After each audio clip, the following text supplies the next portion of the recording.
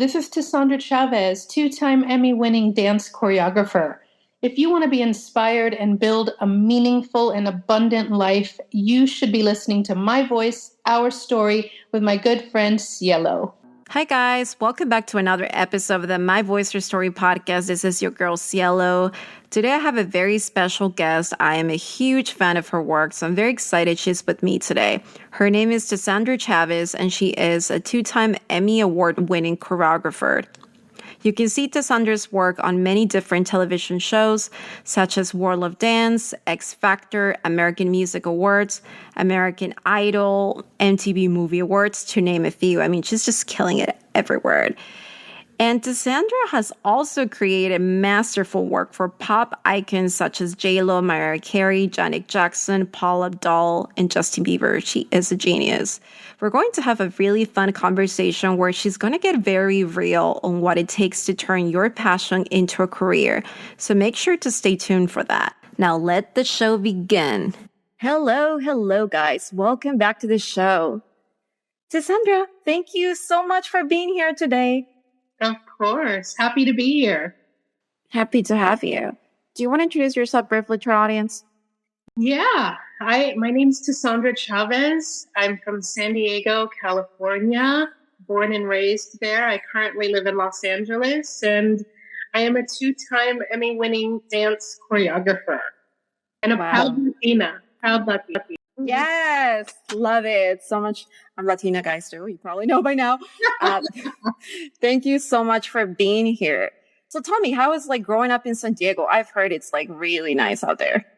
It's the prettiest, and honestly, I didn't know it was so pretty until I started traveling the world and traveling the U.S., and I was like, oh, San Diego is actually one of the most gorgeous places to grow up, so I'm really spoiled.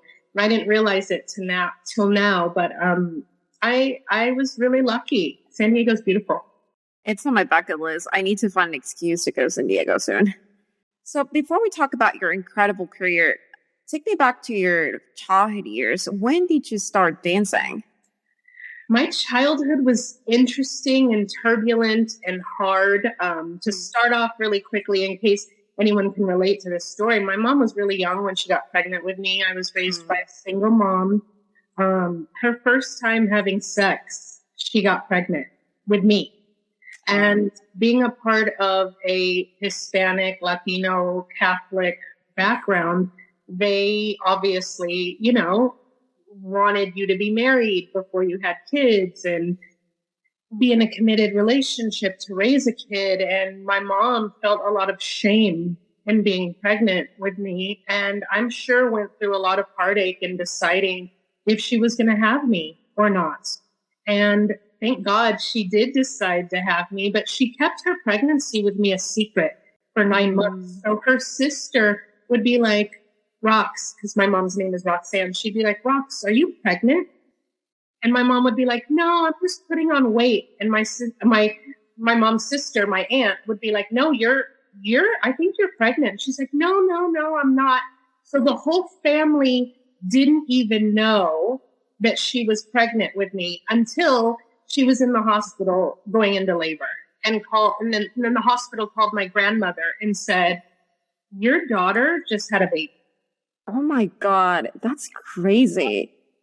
Yeah. I mean, I'm just amazed. How was she able to hide her pregnancy?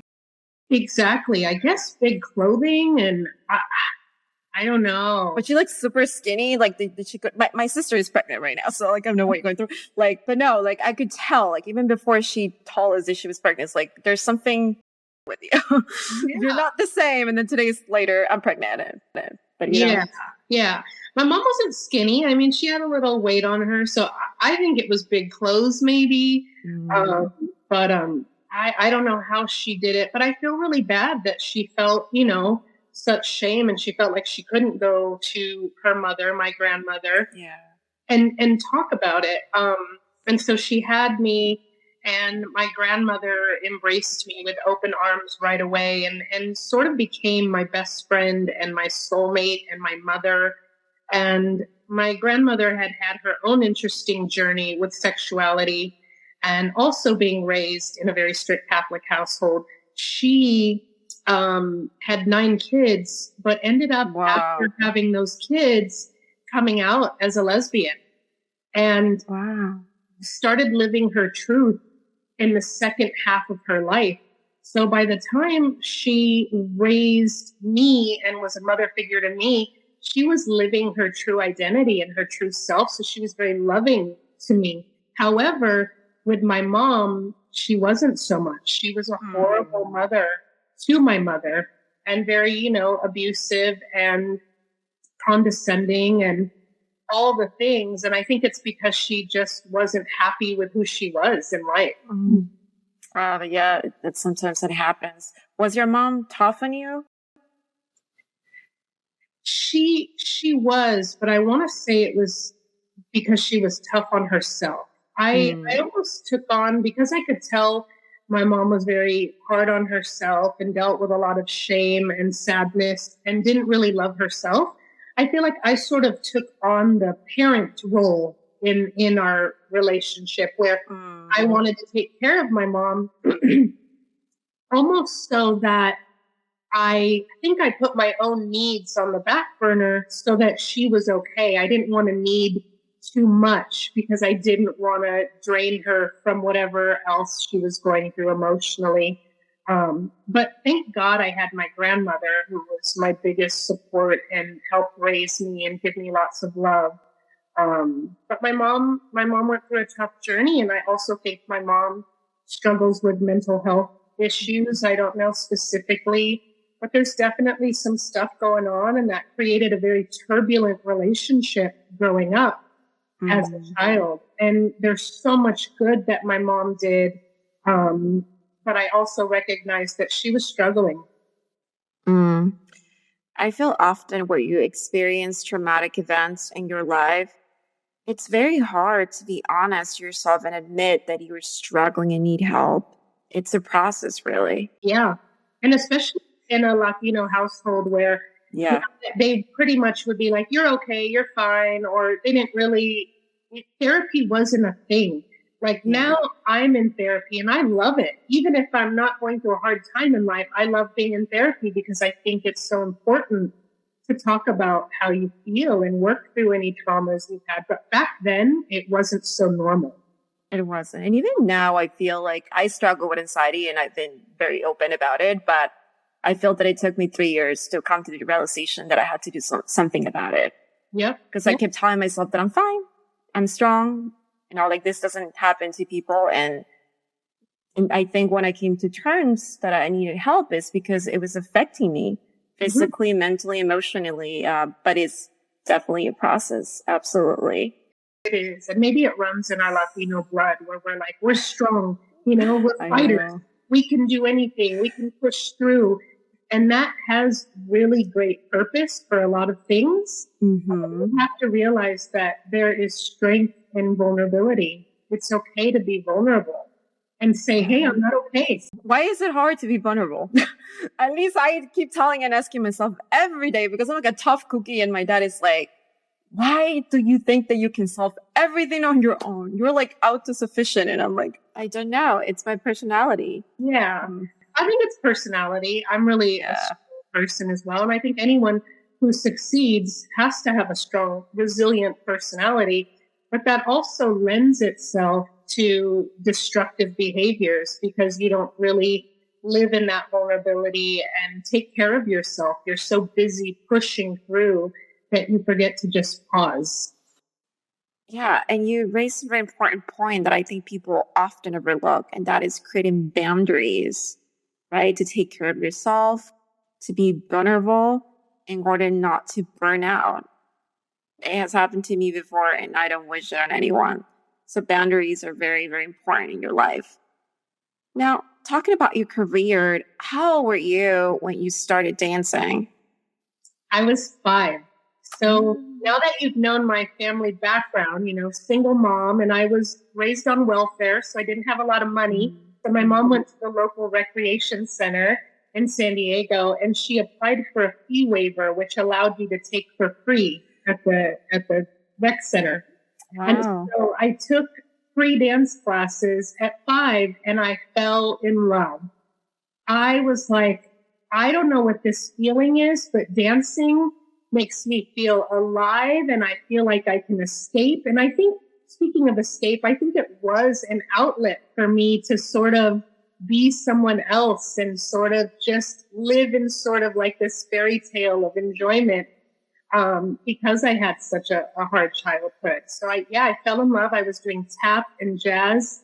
And then when I was 11, my dance teacher said, "You're really good. You need to like study ballet." And I was like, "Oh, I don't like ballet." And also being Latino, we're not always the thinnest. So I, had a little weight on my body. And I was like, "I don't need to do ballet. Ballet's for like skinny people." And she goes, "No, it's going to help your foundation of dance. Go study ballet. It's very important." And so I went to a ballet school and she goes, "You'll never be a ballerina, but I love your passion." And she gave me a full scholarship. And I trained with this amazing woman named Catherine Irie at Stage 7 in San Diego. And I studied with her up until I graduated high school doing ballet. After school, I would take the beginning class at 5:30. And then at 7, I would take the advanced class. And then I would go and dance for another like hip hop and jazz company. And I would get home super late, do my homework, and wake up and go to school and do it all over again. Wow. That's incredible. Did you ever have an epiphany? Like the one moment you said, "Wow, this is what I want to do my whole life"? It's really weird, Cielo. I had that when I was 5. I knew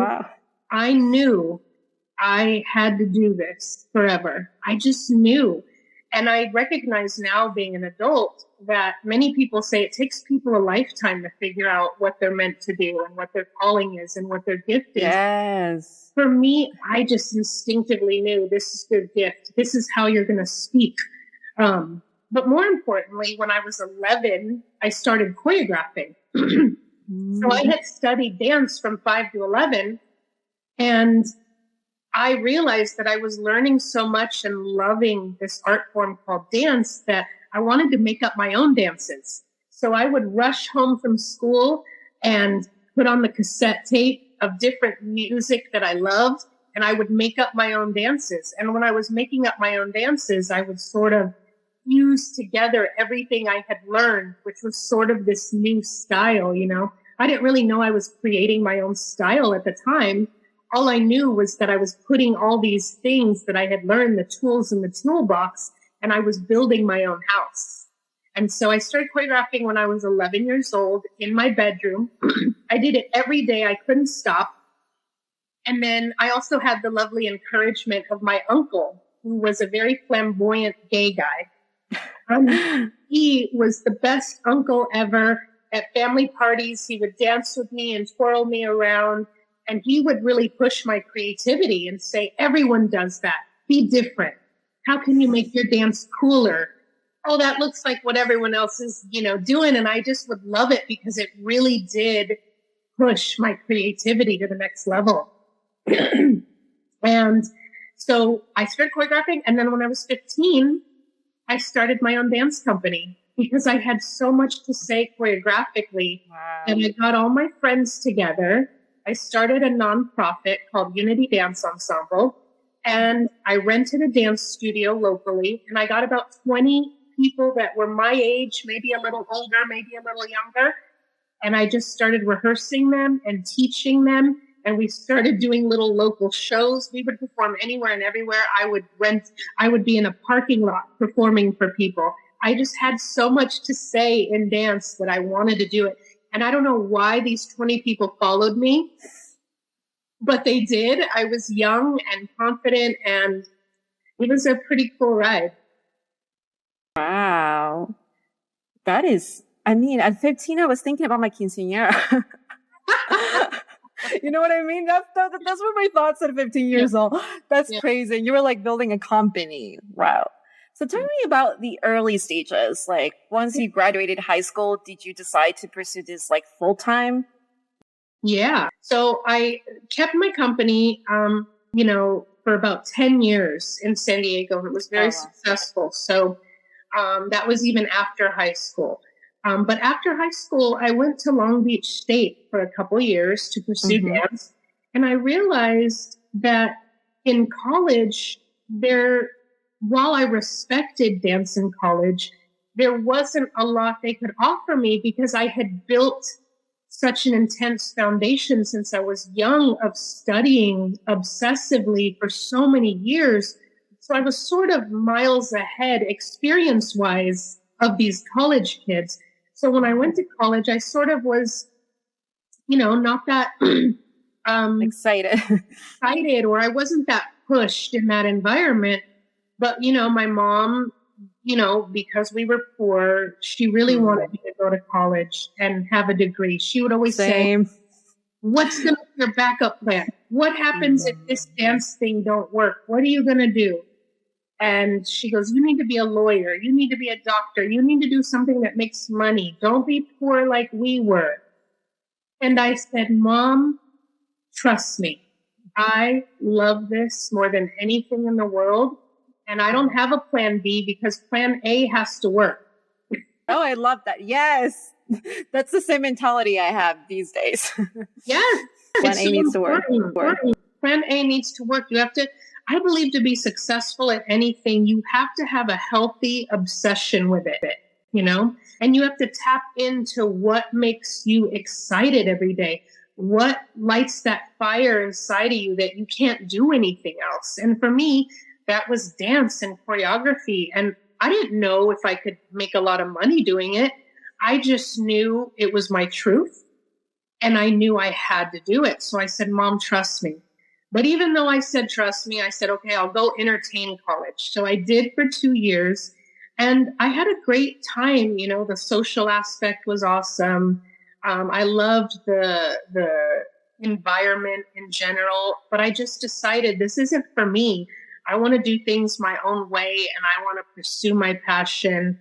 And I had to trust my instinct in that moment. And I always say, it's that just because that's right for me doesn't mean it's right for you. Some people, college is amazing, and maybe you need it for your career path. For me, I didn't need a college degree for my career path. So I decided to leave after 2 years and make the move to Los Angeles and sort of pursue being a commercial dance choreographer and see where that took me. Wow, that's fascinating. And I'm sure it was scary too back then. Yes. What was the turning point in your career? I mean, you've been a choreographer and worked with so many famous artists, J-Lo, Justin Bieber, Paula Abdul, Janet Jackson. Like, what was, vividly, do you remember, a turning point in your career? You said, wow, I can actually make a living, and not just any living, a good living out of this career. Yeah. There's a couple turning points. When I moved to LA, though, I'm not going to lie, and I hope this inspires people listening. It took about 10 years for me to really get discovered. But I put discovered in quotation marks because I was never discovered. I was always there. It's just on my journey when more people noticed it, But I was always doing great things with my company in San Diego, and I had amazing dancers in San Diego. So maybe it wasn't on television, but I was entertaining audiences for many, many years. And so when I came to LA, it was tough because, like I said, when I was a child, I was fusing all those styles together. Well, at that time, when you came to LA, you sort of had to be put in a box. Either you did jazz, or you did hip hop, or you did ballet, or you did, tap. It doesn't matter, but you needed to label yourself. You needed to be one thing so that they could market you or brand you, or people knew what you did. And so when I went into an agency, I said, I don't do one thing. I trained in everything. And if I trained in everything, I want to use all of my training. And they're like, yeah, that's great, but you need to pick one because it's going to be easier to get you work if you just pick one, pick a lane. And for me, I was stubborn. And I was like, no, I didn't work this hard mastering all these styles to just pick one lane. I do them all. And one day I'll be a valuable asset, to some production company or some artist, who knows? Or even then, if, I'm not a valuable asset, I just want to speak my truth. And thinking one thing wasn't being truthful to who I was. And so I spent many years not working professionally because I sort of didn't fit in a box. And then a show called So You Think You Can Dance came along. Yes. Okay. On Fox. And I saw that and I was like, oh my God, this show is awesome. They feature choreographers, and choreographers can go on this show and they can be whoever they want to be. They're being themselves doing dance moves. That is cool. They don't have to fit in a box. And so I said, I have to be on that show. And so I had mentors of mine connect me to the producers. And the producers were like, awesome, we love you. Send us your reel. We'll take a look at it. And I was like, no, I don't want to send you my reel. I want you to come see my company live. Because when you see my company, you'll see my work and you'll feel it. It's different live than on a TV screen. And they said, yeah, whatever. And I said, no, I want you to see my company live. And they kept telling me no. So this is also a piece of inspiration for all you guys listening. Never take no as your final answer. So I tried like a million times to get them to come watch me. They kept saying no. So then I said, you know what? I'm going to put together my own show in LA. It's going to be 30 minutes. And I'm going to invite all the agencies and all the top dancers in LA and some producers. And then I'm going to send these So You Think You Can Dance producers a VIP invite, and hopefully they come. So I put together this whole show in this small space. I did my own lighting, and I sent them a VIP invite, and I said, I'm doing a show. Can you please come? And finally they were like, oh my God, this girl won't stop. Okay, we'll come. Fine, we're coming. Convince them. Yeah. And so they came to the show. They were blown away. It was a magical evening. And the next morning they called and said, we would love you to choreograph on So You Can Dance. Like this week, that was like a moment of, oh my God, did I make it? Oh my God, I'm screaming with my friend. I think I made it. And it's funny because it's just one job, right? But to me, it was just such a pivotal moment of affirmation of, oh my God, more people are going to get to see my work. This is awesome. And it was the start of a new journey. Wow, what an incredible story. Especially because I think anything artistic is just really hard. I think it's extra hard than any other career. Yeah. So the fact that you just went and did all of that, perseverance is key. Would you say that you cannot give up? No, I would say in any successful person, and I'm going to put successful in quotes because success can be defined by many things, right? It's not just money.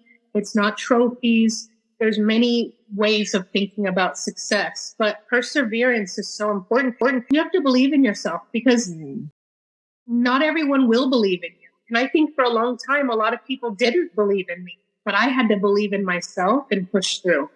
Yeah. So that's where I wanted to get. Obviously, we had so many triumphs and you have a very prolific career. But how do you usually manage setbacks? I'm sure that has also been times that things have not gone the way you wanted. Mm-hmm. How do you keep moving forward and stay strong? A lot of self-care and self-love and honesty. I'll tell you something. I feel like a lot of times when people, because, entertainment industry is a very ego-driven industry. Yeah. And I feel like a lot of times when we deal with failure and something doesn't go our way, we want to blame people. We want to say, oh, they just didn't see me for who I am. Oh, it's their fault. No, I think what's made me have longevity in my business is that I stay humble. And I go, okay, if I didn't get that job, what can I look at within myself to keep being better at my craft? Maybe I look at the person who got the job and I go, what did the production company see in them that maybe I could work on? And sometimes there is something I can work on. And maybe sometimes that person is just totally different than me. Maybe their choreographic style is, more commercial and mine is more artistic. We can't control certain things. But taking a good, humble look at yourself and going, how can I keep getting better?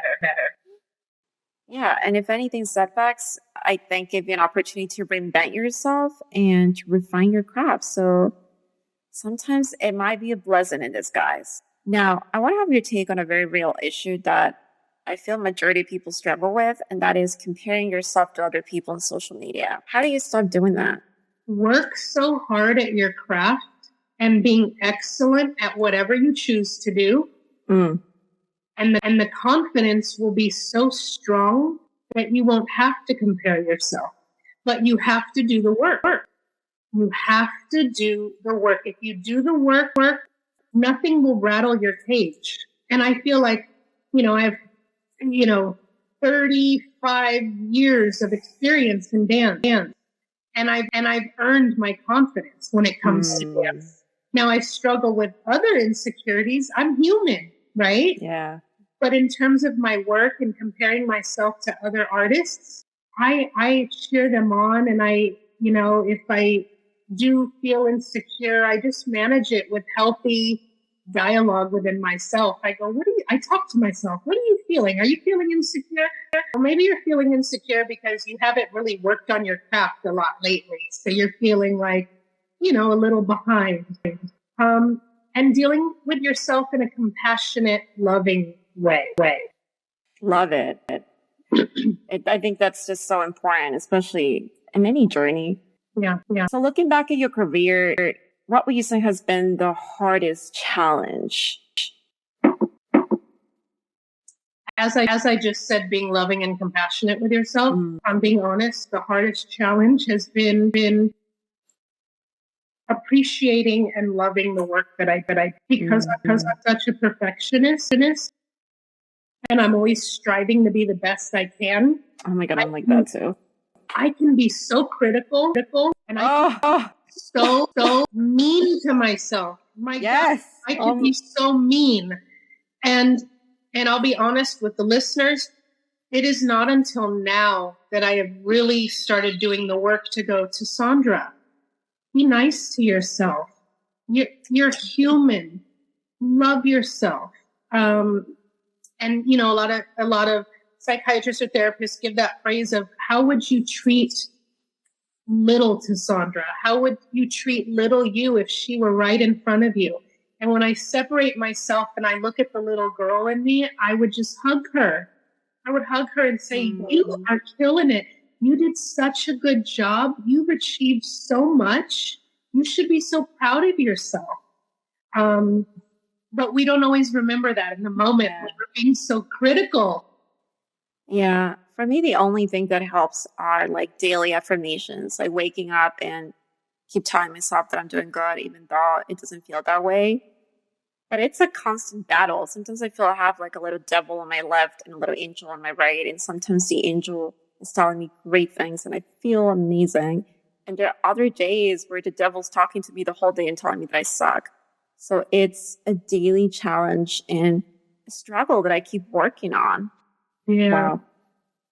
Yeah. Did you ever have any doubts, especially I guess at the early stages of your career, if you could make this into like a full-blown career? And how did you deal with the insecurity and fears? If I had doubts, to be honest, they were little. I was so stubborn and determined to succeed that I bulldozed those doubts as they came along. I just didn't want to hear them. And that would be my advice to anyone who wants to pursue anything. Just jump off the cliff and go. A lot of people were like, how did you start a company so young? How are you able to choreograph so many dances so often? And how are you so good at what you do? And one of my answers is just do it. Just do it. Don't make excuses for it. Talk yourself into it and not out of it. Like, go do it. You will only have to struggle, but you will get there eventually. Yes. And you find out once you do it, it's never as bad as you thought. And you just have to keep walking forward, even if it's baby steps, even if you're battling depression or insecurity, just keep walking. Even if it's small little increments, it's okay.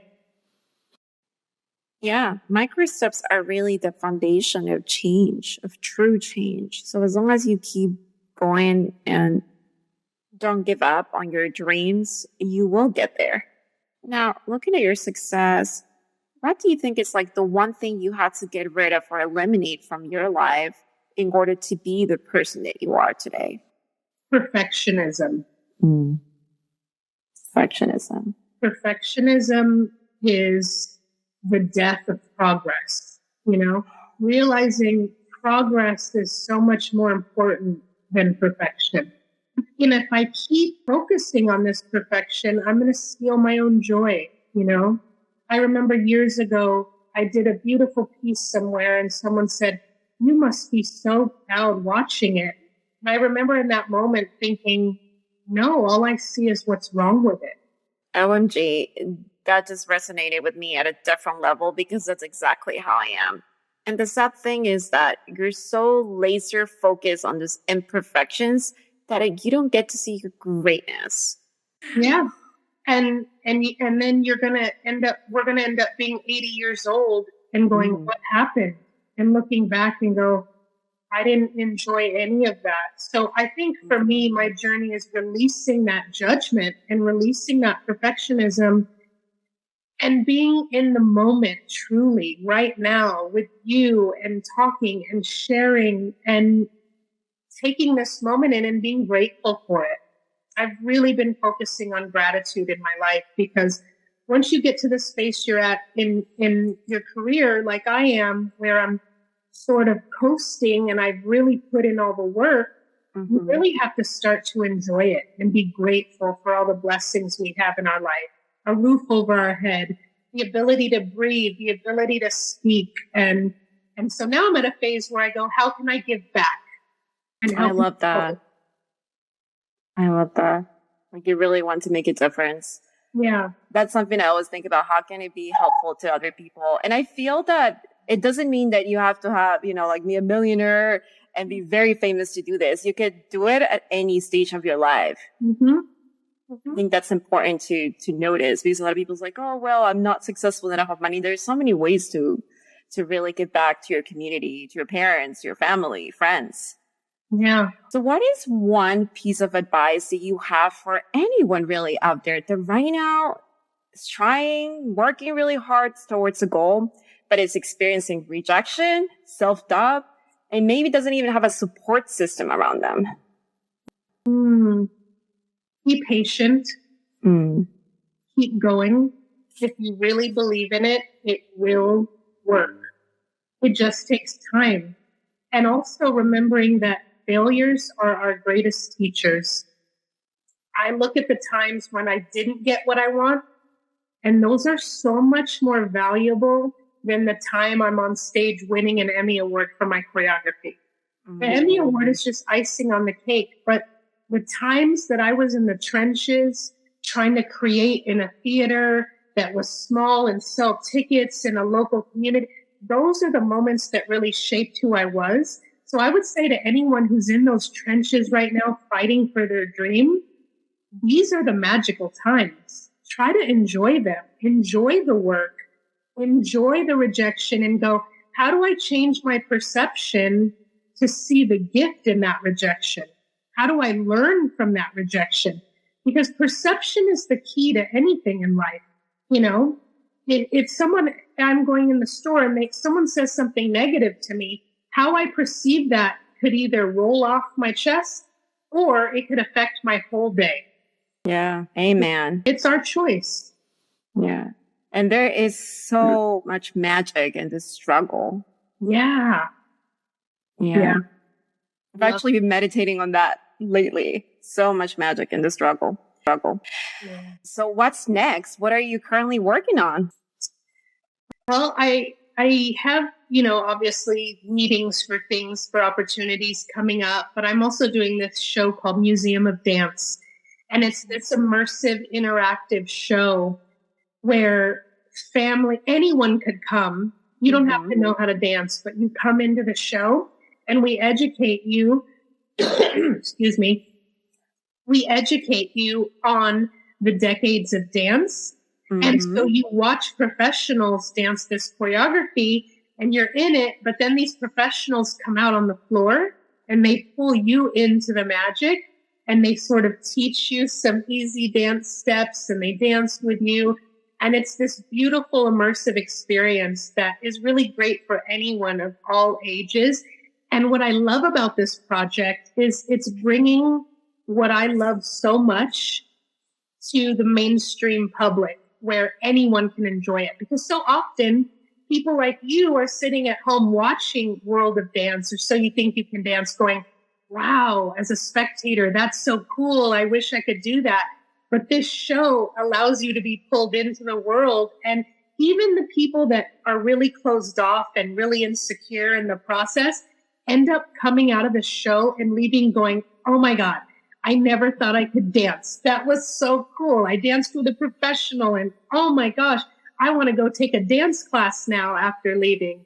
So I think it's really special and beautiful. And that hopefully will be starting in Miami in the fall. Woo, Miami, where I am right now. That's so exciting. So it will only be in Miami, or are you going to take it to different states? Yeah, it'll go to different places. Originally, we were going to open in New York, but we're going to start in Miami since Miami's more open. And then we'll... Is it? I didn't know that. And then we'll go to New York. We'll go to LA. You know, we'll go to different, maybe even London, and just really get the world dancing. Because I think if the world can dance, we will be a much happier place. We have to get moving more. And you know, Latinos, we love dancing. Oh, we love it. I'm sure we're not great dancers, because obviously you're a professional dancer. But hey, we try to move. Yes, it's in the blood. So what does dancing mean to you in like one word? Healing. Feeling. Oh, no, healing. Healing. Healing. Oh, healing. Oh, I was healing. Like healing. Okay. Oh, wait, Cielo, I love feeling as well. Both of them are incredible. Healing as well, yeah. If you were not a choreographer, what would you be doing right now? Veterinarian, because I love animals. I think animals are the biggest gift to our world. Or any project that you're just starting out? No, but recently I've gotten into meditation. So now my routine has become meditating every day just to start my day and clear my head. And that's advice I would give to the listeners as well, is if you're feeling clouded and like you can't think straight or you can't make the right decision, practice some sort of meditation because it really quiets your mind. And I also struggle with a lot of anxiety and panic. And meditation has really helped with that anxiety of just making everything quiet so that you can tap into your intuition and honor it. I feel exactly the same. I've been meditating now for 2 years, and I've seen a dramatic decrease of my anxiety because of meditation. Mm-hmm. Yeah, it's crazy to think how much my life has changed since then. I think that I got serious about meditation and not just like me sitting there and praying for a miracle to happen when I realized that meditation is just letting your brain breathe. Yeah. That's what you're doing because you're constantly putting so many thoughts into it all day long, nonstop. You're thinking about family, thinking about your job, finances, and so much more that you don't let your brain breathe. So when you meditate is the only time that you're letting your poor brain just take a break. Yes, I love that. And it's so true. And it's like, how can you tackle all these life obstacles if your brain is always on overdrive? You have to silence it so that you can really listen. Yes, it's very, very important. Do you have a motto in life or something that you wake up and you tell yourself every day?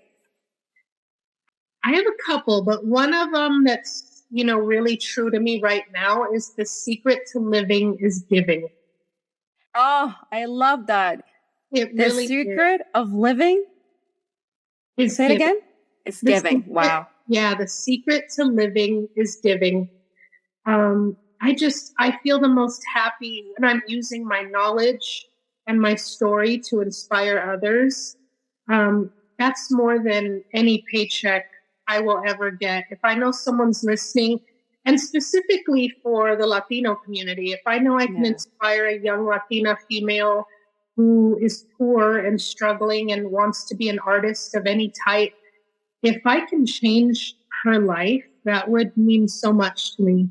And I feel like that's my responsibility as someone who's come from poverty to wake up every day and do my best to try to give back. And it's not always easy. We don't always feel like giving, but I try to remind myself of that, It's the most rewarding thing you can do in this life. And another motto I have is focus on excellence, not fame. Because with social media, so many people are caught up in achieving, 1 million followers and they want to get there. But I'm like, but your talent is mediocre. So you don't care if your talent is good. You just want to be popular. Yeah. And that's not how I live. I want to master my craft before I leave this earth. So I always say my focus is excellence, not fame. Yes, I personally do not like to use the word influencer. It's so commonly used these days for anyone that has a huge following base. But what does it really mean? It doesn't tell me anything about you. I think the right term is expert, master, coach. That is what you want to be known in an industry. Well, thank you so much, Tessandra. This has been incredible. I'm sure our audience are going to get so much from this conversation. Question, before we'll leave, is there anywhere specifically in social media where you're very active? Is that Instagram or other platform? I would say Instagram the most, and my handle is just my name, @Tessandra Chavez. Amazing. Thank you so much for being here. I wish you all the best in your endeavors. You're killing it, I swear. You're welcome, and thank you for having me. You're awesome. That is all for today. Thank you so much for tuning in. Don't forget to subscribe to our podcast. We have an incredible lineup of guests, so you're not going to want to miss any of our episodes. Also, connect with us on Instagram and join our Facebook group at My Voice Your Story for more tips on how to live your best life.